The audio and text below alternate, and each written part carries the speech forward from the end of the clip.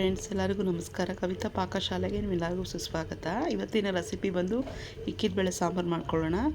ಇಲ್ಲಿ ಮೊದಲಿಗೆ ಕಾಯಿ ಚೂರು ಇಟ್ಕೊಂಡಿದ್ದೀನಿ. ನಾನು ಒಂದು ಬಟ್ಲಷ್ಟು ಕಾಯಿ ಬೇಕಾಗುತ್ತೆ. ಮಾಡೋಕ್ಕೆ ಎಣ್ಣೆ, ಒಂದು ಆಲೂಗಡ್ಡೆ ಚಿಪ್ಪೆ ಬಿಡಿಸಿಟ್ಕೊಂಡಿದ್ದೀನಿ ಕಟ್ ಮಾಡಿ. 1 kg ಅವರೆಕಾಯಿ ಇದೆ. ಒಗ್ಗರಣೆ ಮಾಡೋಕ್ಕೆ ಒಂದು ಈರುಳ್ಳಿ, 4 ಟೊಮೆಟೊ, 4 ಈರುಳ್ಳಿ, 1 ಗೆಡ್ಡೆ ಬೆಳ್ಳುಳ್ಳಿ, 1 ಇಂಚ್ ಶುಂಠಿ, ಕೊತ್ತಂಬರಿ, ಹಣ್ಣಾಗಿರೋದು 5 ಮೆಣಸಿನ್ಕಾಯಿ, 4 ಲವಂಗ, 1 ಪೀಸ್ ಚಕ್ಕೆ, ಒಂಚೂರು ಏಲಕ್ಕಿ ಇಟ್ಕೊಂಡಿದ್ದೀನಿ. ಇಲ್ಲಿ ಧನಿಯಾ ಪುಡಿ, ಅರಿಶಿನ, ಚೂರು ಜೀರಿಗೆ, ಚೂರು ಗರಂ ಮಸಾಲ ಬೇಕಾಗುತ್ತೆ. ಇಲ್ಲಿ ಮಾಡೋದು ನೋಡ್ಕೊಳ್ಳೋಣ ಬನ್ನಿ.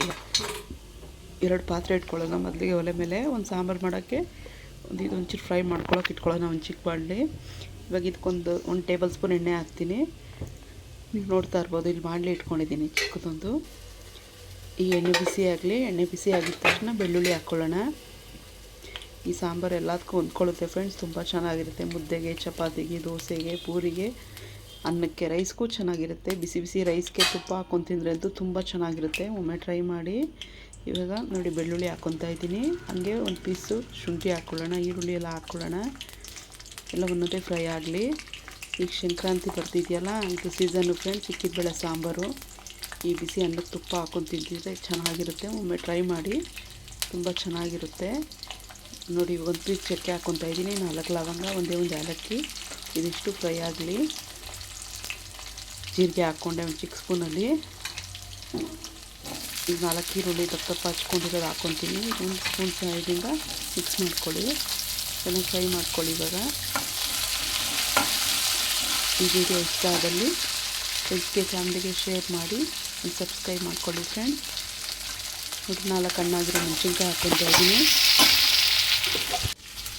ಇನ್ನೊಂದು ಪಾತ್ರೆಯಲ್ಲಿ ಸಾರು ಮಾಡೋಕ್ಕೆ ದೊಡ್ಡ ಪಾತ್ರೆ ಇಟ್ಕೊಂಡಿದ್ದೀನಿ. 2 ಟೇಬಲ್ ಸ್ಪೂನ್ ಎಣ್ಣೆ ಹಾಕ್ಕೊಳ್ಳೋಣ. ಈಗ ಎಣ್ಣೆ ಬಿಸಿ ಆಗಲಿ. ಇಲ್ಲಿ ಬಿಸಿ ಆಗಿದ ತಕ್ಷಣ ಈರುಳ್ಳಿ ಹಾಕ್ಕೊಳ್ಳೋಣ. ಒಂದು ಸಣ್ಣದಾಗಿ ಹಚ್ಚಿಟ್ಕೊಂಡಿದ್ದೆ ನಾನು ಈರುಳ್ಳಿ 2 ನಿಮಿಷ ಫ್ರೈ ಆಗಲಿ. ಫ್ರೈ ಆದಮೇಲೆ ಅರಿಶಿನ ಹಾಕ್ಕೊಳ್ಳೋಣ. ಅರಿಶಿನ ಹಾಕ್ಕೊಂಡು ಒಂದು ಆಲೂಗಡ್ಡೆ ಹಾಕ್ಕೊಂಡು ಅದಕ್ಕೆ ಚೆನ್ನಾಗಿರುತ್ತೆ. ಹಂಗೆ ಕಟ್ ಮಾಡಿ ಇಟ್ಕೊಂಡು ಚಿಪ್ಪೆ ತೆಗೆದು ಒಂದು ಆಲೂಗಡ್ಡೆ ಹಾಕ್ಕೊಳ್ಳಿ. ನೋಡಿ ಈಗ ಅರಿಶಿನ ಹಾಕ್ತಾಯಿದ್ದೀನಿ. ಇನ್ನೊಂದು ಪಾತ್ರೆ ಫ್ರೈ ಮಾಡ್ಕೊಳ್ಳಿ. ಫ್ರೈ ಮಾಡ್ಕೊಂಡು ಈಗ ಆಲೂಗಡ್ಡೆ ಹಾಕ್ಕೊಳ್ಳೋಣ. ಈ ಸಂಕ್ರಾಂತಿ ಹಬ್ಬ ಬಂದುಬಿಟ್ರೆ ಇದೇ ಫೇಮಸ್ ಸಾಂಬಾರು, ಇಕ್ಕಿದ ಬೇಳೆ ಸಾಂಬಾರು. ಇದಕ್ಕೆ ಇಡ್ಲಿ ಮಾಡಿ, ದೋಸೆ ಮಾಡಿ ಕಾಂಬಿನೇಷನ್ ತುಂಬ ಚೆನ್ನಾಗಿರುತ್ತೆ. ಹೊಂದ್ಕೊಳ್ಳುತ್ತೆ ಎಲ್ಲದಕ್ಕೂ. ಪೂರಿಗೆ ಚೆನ್ನಾಗಿರುತ್ತೆ, ಚಪಾತಿಗೆ ಎಲ್ಲದಕ್ಕೂ ಚೆನ್ನಾಗಿರುತ್ತೆ ಫ್ರೆಂಡ್ಸ್. ಒಮ್ಮೆ ಟ್ರೈ ಮಾಡಿ ನಿಮ್ಮ ಮನೇಲಿ.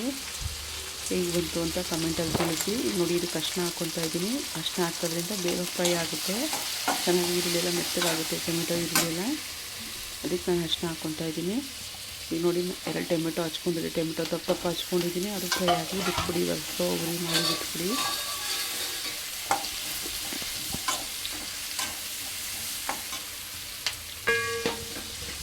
ಈಗ ಆಲೂಗಡ್ಡೆ ಫ್ರೈ ಆಯಿತು. ಈಗ ಕಾಳು ಹಾಕ್ಕೊಳ್ಳೋಣ.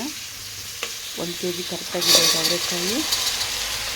ನೀರಲ್ಲಿ ಹಾಕಿರಬೇಕು ಫ್ರೆಂಡ್ಸ್. ಆಮೇಲೆ ಇದಕ್ಕೆ ಬೇಕಿದ್ದನ್ನು ಇಷ್ಟು 1 kg ಕರೆಕ್ಟಾಗಿದೆ. ಈ ಕಪ್ಪಗಿರೋ ಕಾಳು, ಉಳ್ಕಿದ ಕಾಳೆಲ್ಲ ತೆಗೆದು ಹಾಕ್ಬಿಡಿ. ಸಾಂಬಾರು ಚೆನ್ನಾಗಾಗಲ್ಲ, ಕೈ ಬರುತ್ತೆ.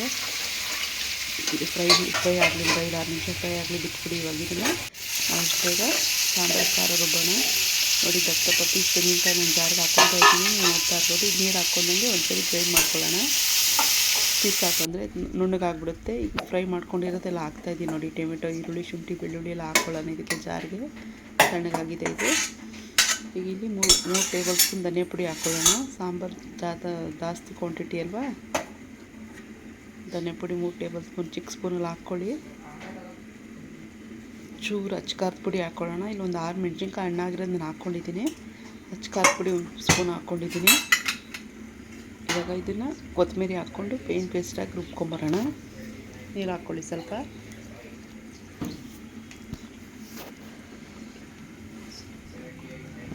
ನೀರು ಹಾಕ್ಕೊಂಡು ಪೇಸ್ಟಾಗಿ ರುಬ್ಕೊಂಬರ್ತೀನಿ. ನೋಡಿ ನೀವು ನೋಡ್ತಾ ಇರ್ಬೋದು, ಪೇಸ್ಟಾಗಿ ರುಬ್ಕೊಂಬಂದಿದ್ದೀನಿ.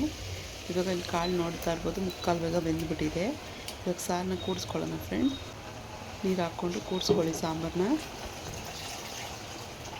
ಕೂಡಿಸ್ಕೊಂಡು ಸ್ವಲ್ಪ ನೀರು ಹಾಕ್ಕೊಂಡು ಕೂಡಿಸ್ಕೊಂಡು ಚೆನ್ನಾಗಿ ಇದು ಮಾಡ್ಕೊಂಡು ಮಿಕ್ಸ್ ಮಾಡ್ಕೊಳ್ಳಿ.